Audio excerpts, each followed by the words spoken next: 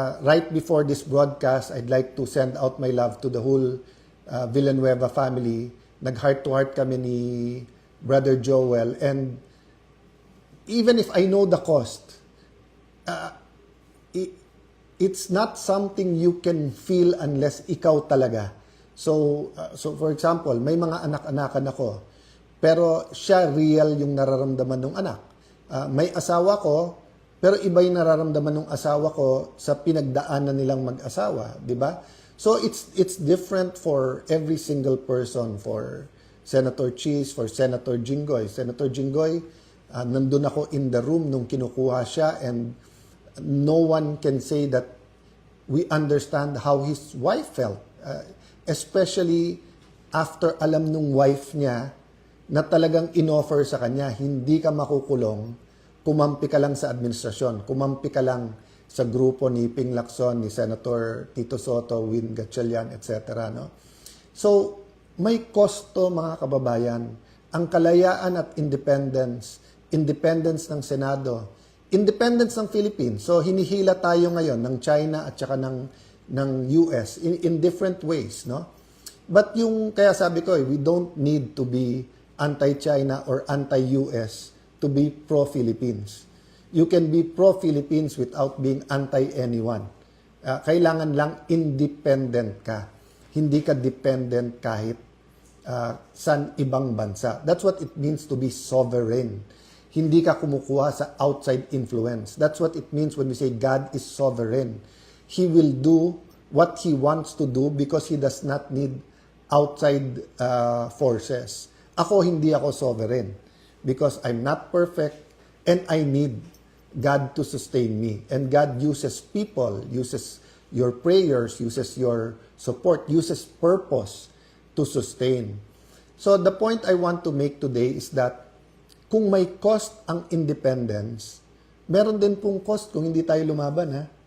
Kung hindi lumaban ang ating mga national heroes during the Spanish time, it would have been harder during because there would not be reforms, and we might still be a colony to this day. Kung walang cost yung paglaban sa mga Hapon during that time, mas maraming na-rape, mas maraming napatay, mas maraming karumal-dumal na nangyari sa ating bansa, or baka ginamit din tayo sa pag-invade ng ibang mga bansa sa Asia if lahat tayo ay naging collaborators or kumampi lang. Ganun din sa US. Kung hindi tumayo ang maraming mga Pilipino para sabihin, big brother ka namin, Uncle Sam, but you're not the owner of me, or di ba famously sinabi ng ating dating Pangulo na he'd rather have a country run like hell by Filipinos rather than a country run by foreigners. And unfortunately, nagkatotoo na kahit Pilipino ang humawak sa Pilipinas, in many aspects, it's run like hell in terms of corruption, idolatry, immorality, small things that seem small, like the Pogo, Isabong, nawala yon, nilabanan natin, pero nandyan pa yung online gaming. Lumaban tayo sa health, pero nandyan yung vape na pinagbabawal sa ibang mga bansa. All of this may cost. So, may kita dun sa mga kumita through that. Pero I'm talking about kumita through that illegally, no? Meaning it changed public policy kasi nagkalagayan dyan or nagka-lobby money dyan. So, lahat ng bagay po may cost. So, pinag-uusapan nga namin ni Joel na parang kung alam lang nung lahat, yung mga nagsasabing you just want power, no? Konting katahimikan lang sa buhay ng grupo namin ngayon is paradise already, di ba? Yung di ba pag halimbawa pagka araw-araw sa restaurant ka kumakain, parang sa pinakamahal na restaurant ang paradise sa'yo. Pero kung araw-araw nandun ka sa noodles lang or kanin, nung time namin hindi noodles ang symbol nung kahirapan talaga, kung hindi yung kanin lang at asin. Di ba? Yung wala nang ulam halos, no? Makakain lang ng konting kanin, pero kahit ngayon, mahal ang bigas. Yung makapag-Jollibee, maka-McDo, yung may fried chicken, or yung nga iba yung parang yung kanin, mabuhusan lang ng ginisang munggo sa ibabaw, sobrang luxury na yon, di ba? So alam nyo sa pinagdadaanan sa maraming lumalaban ngayon, not only for Senate independence, but para lumabas ang totoo sa flood control, lumalaban sa administrasyon, paradise na po yung konting katahimikan, no? But the question is the cost worth it? Nabanggit ko na po kanina yung sinabi ni Senator Benigno Aquino that the Filipino is worth fighting for. So that's why now and then po, wag ma-offend yung iba. Gamitin ko talaga yung laban kasi we have to continue fighting. Laban lang po. It's worth the fight. We have to continue fighting, no? Once, we're a product of hope. Kailangan ng pag-asa. Ang lahat kailangan ng pag-asa. It's the end pag wala ka ng pag-asa. And to many, during the 70s, 80s, yung senyas ng kalanganan, ibig sabihin may lumalaban pa. So, even yung daily na laban namin sa Senate na parang isa-isa lumalabas na yung totoo, na yun, sila pala ang nagpapasok sa NBI, sila Senate President Soto, coordinated pala yun. Yung Wednesday, May 13 na sinisisi sa amin ay, yung pala ay, alam din nila nung iba na nandyan sa labas, armado, tapos imbestigahan, wag imbestigahan, na hanggang ngayon hindi inimbestigahan. And then yung walkout na parang tama sila, wag palitan yung rule na walang one-day notice. Ngayon, nakita nyo, binasura na yung rules, binabasura yung constitution, pinalitan yung rule kung sino magpre-preside sa impeachment. Tapos, instinct ko, sana papurihin si Senator Win Gatchalian nung sinabi niyang 16 talaga yung kailangan para makonvict ang impeachable officer. Pero biglang binura sa Facebook niya. I don't know the details so I won't comment there. But the problem is trust eh. Sinabi din nila paulit-ulit, kung wala kayong 13, hindi nyo pwedeng palitan yung officers. Hindi lang yung Senate President. The officers are the head of OSAA, the Senate Secretary, Senate President Pro Tempore, which is Senator Loren Legarda, and the Senate President. Pero gumawa sila ng formula na pwede na ang 12 eh. So, yung modern day version ng pinaglalaban during the Spanish-Japanese time, American times na lies. So, during the Spanish times, yung di kayo organized, hindi nyo alam yung gobyerno, you don't know Christianity. So, all of that were partially true, but you didn't need to colonize a country to Christianize a country, di ba? So, yan, very clear yan. You didn't need to make people slaves, whether it's the African Americans or the kind of slavery they had in Asian countries. You didn't have to have slaves to say na it's in the name of Christianity or the name of good governance, di ba? So, yun yung modern version ngayon na 12 is 13. You need 13, but you can justify because you need the Senate and you need to cover up the flood control scam, di ba? So, my point is there is the trust. Ang trust, basta't nandyan, you can work kahit na enemy mo. Pero pag nawala yung trust, so once na paulit-ulit yung mga mananakop sasabihin, we'll give you your freedom, we'll give you your freedom, nakita mong binobola ka rin, di ba? So, ganun din, nung February, nung sinabi nila na wala kayong kaso kapag hindi nyo nilagay si Loren Legarda as Senate President. Naniwala yung marami namin kasama. But then, nabuko nila, gagamitin na naman to sa impeachment. Paulit-ulit sinasabi sa amin na ang impeachment, impartial. Pero yung definition pala nila impartial, kailangan i-convict ang Vice President. So, nung lumaban at sinabing, wag lang si Loren, nung ako na nilagay, ayan na naman. Pagka umalis kayo kay Alan, wala na kayong kaso. Pag nandiyan kayo kay Alan, kakasuhan kayo. Diba? That's why nga iba po yung reaction ng pamilya ni Senator Jinggoy because alam nila yung totoo. Talagang na-witness din po nila yung mga tumatawag at mga nagsasabi at mga naggagaranti. So may cost po. If we don't do anything now, the cost will not fall on me immediately. It will eventually, di ba, yung may individual akong pananagutan, pamilya ko, bayan ko, syudad ko, community. But it's really the next generation. So in the same manner na lumaban ng EDSA 1, EDSA 2, lumaban sa Napoles sa napakaraming scandal is because we wanted it to end. Repentance, then reformation, restitution was there, hindi lang yun masyadong keyword dati, ngayon keyword siya. Pero pagbabago, renewal.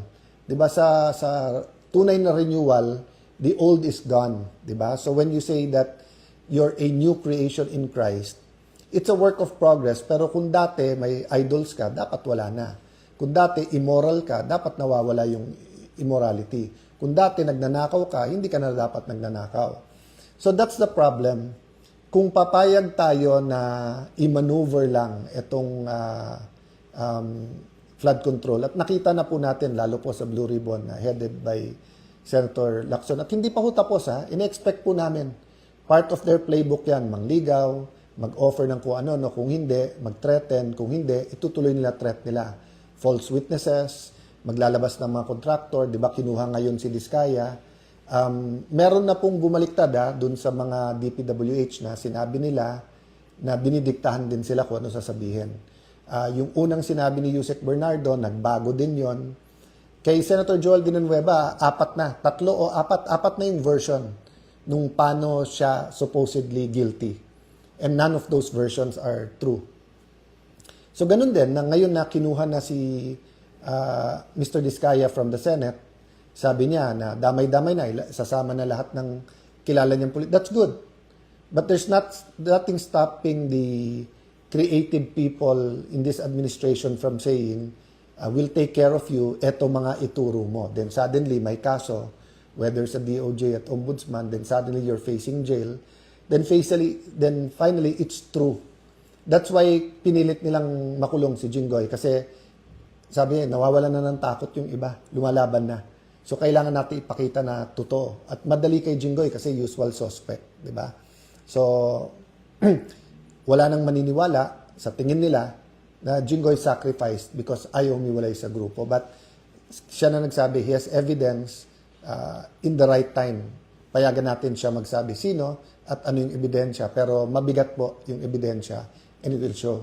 I've been hearing the last few days, there's so much evidence against the major players dun sa flood control. And everyone saying sana lumabas. That's why nga, pinanghawakan pa rin natin yung Blue Ribbon Committee. The other point I want to make about counting the cost is, yun nga, ano yung cost sa next generation? Kapag kinover up natin to, may cost. So ulitin ko pag lumaban ka ngayon, may cost. May cost. Aapihin ka, dudurugin ka sa media at social media, kakasuhan ka, baka ikulong ka pa. Sana naman walang papatay, pero that's always there whether sadya or may nagkamali yung patayan. But that is the cost for people who will fight. So I'm not dissuading people from joining the fight because we need you. We need the prayers, we need the commitment, we need more independent heads to stand up and say, mali na to, lumaban tayo. Pero may cost din yung hindi lumaban. Yung cost are the millions of Filipinos who will have to go abroad because walang trabaho dito. The cost will be the millions of Filipinos na hindi mapapagamot kasi nanakaw yung panggamot or pang-ospital. The cost will be millions of Filipinos na mababansot because there's not enough money or not enough programs for the first 1,000 days ng buhay ng tao, no? Or including yung healthcare nung buntis, di ba? The cost is, huli na tayo sa tourism, but halimbawa sa education, or as a country, no? There was a time in the 60s, second to Japan tayo.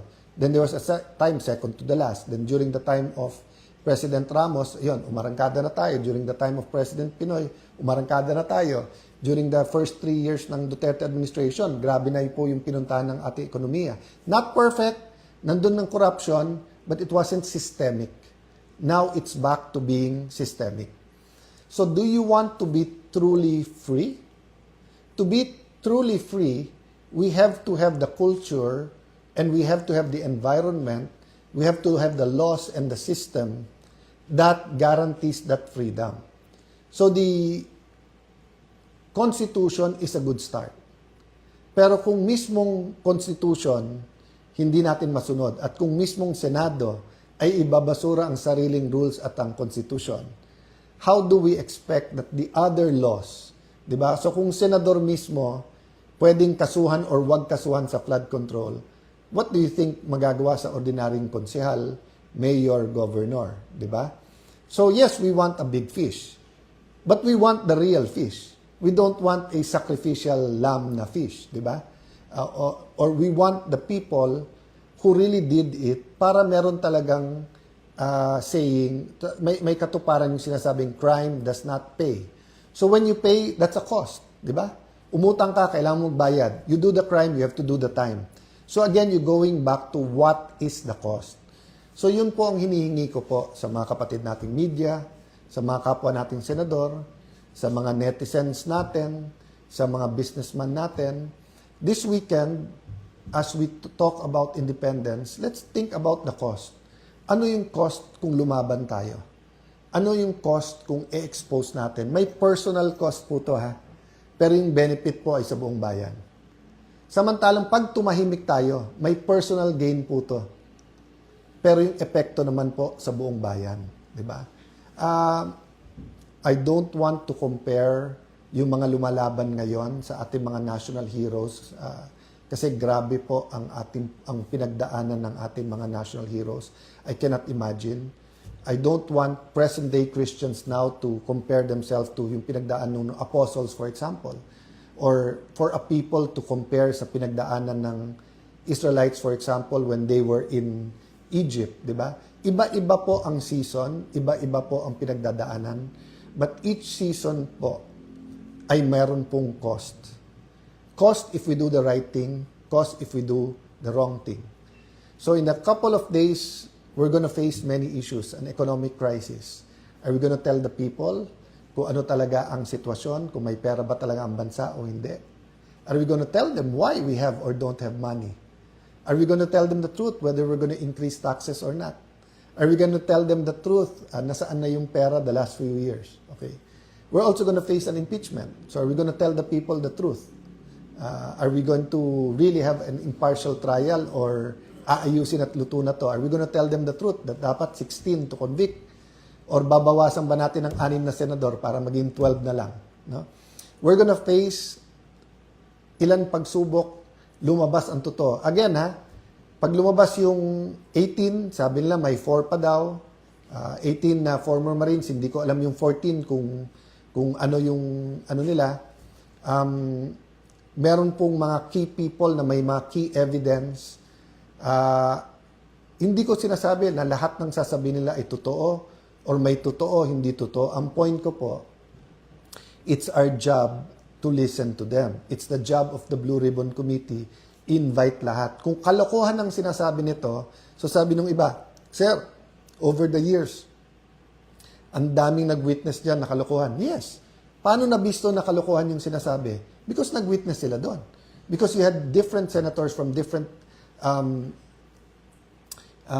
backgrounds, different styles of questioning them. Then you had an active media. Wala pang social media masyado noon.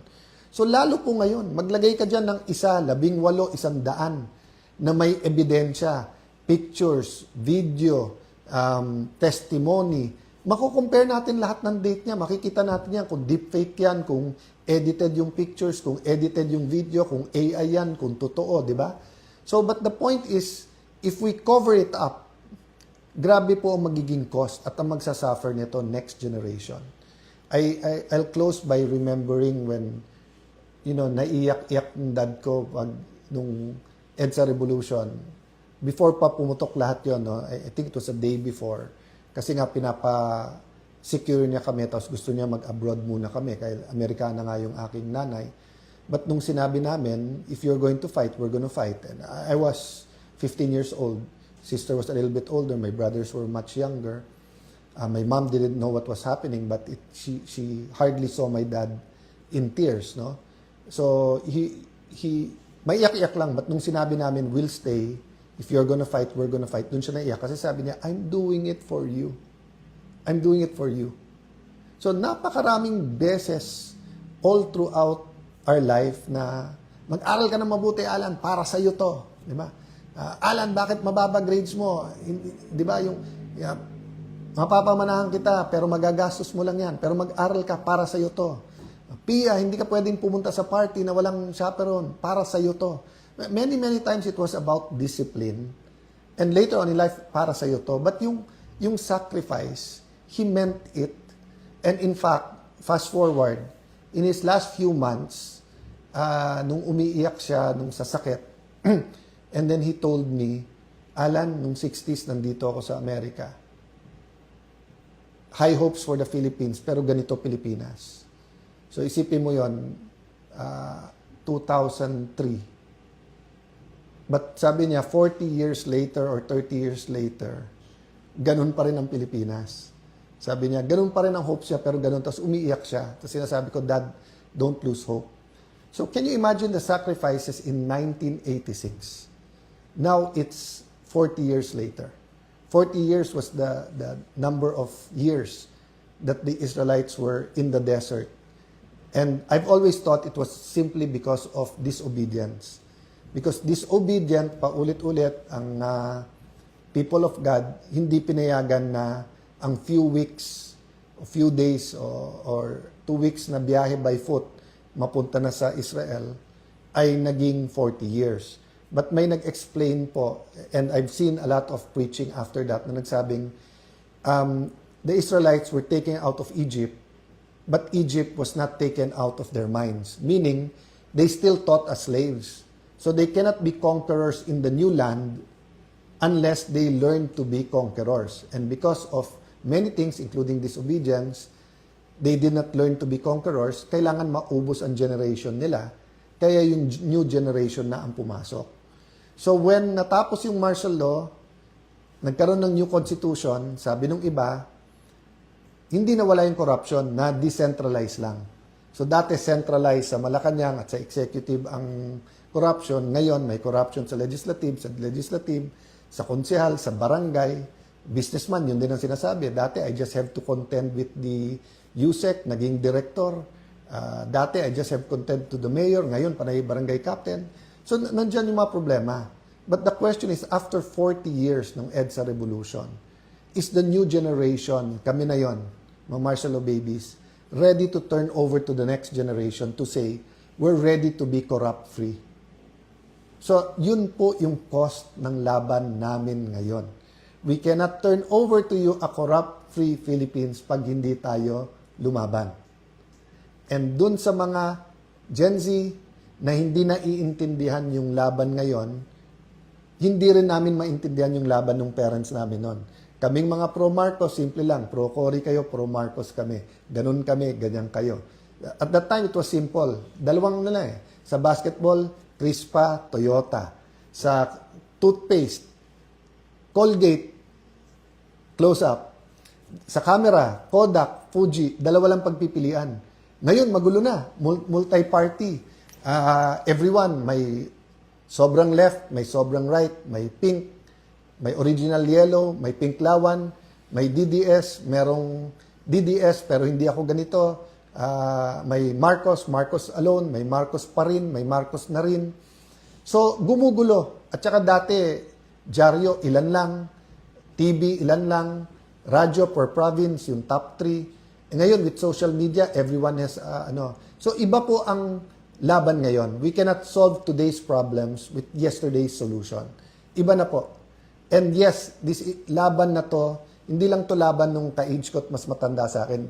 Laban to ng ating mga Gen Z, ng mga bata ngayon.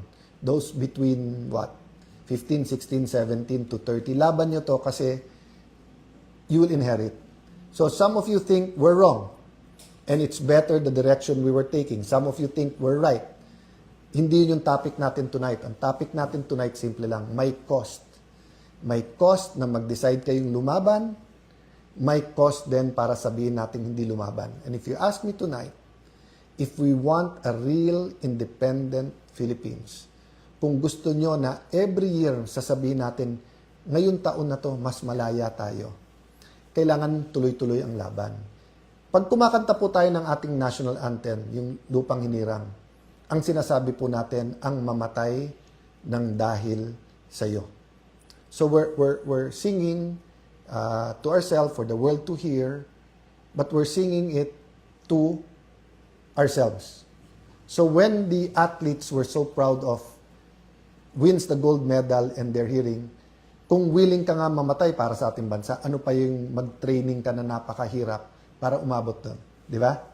So to certain groups of people, let's say to doctors during COVID, na frontliners, yung pagkanta nila ng mamatay ng dahil sa iyo is not only totoo, it is real every day.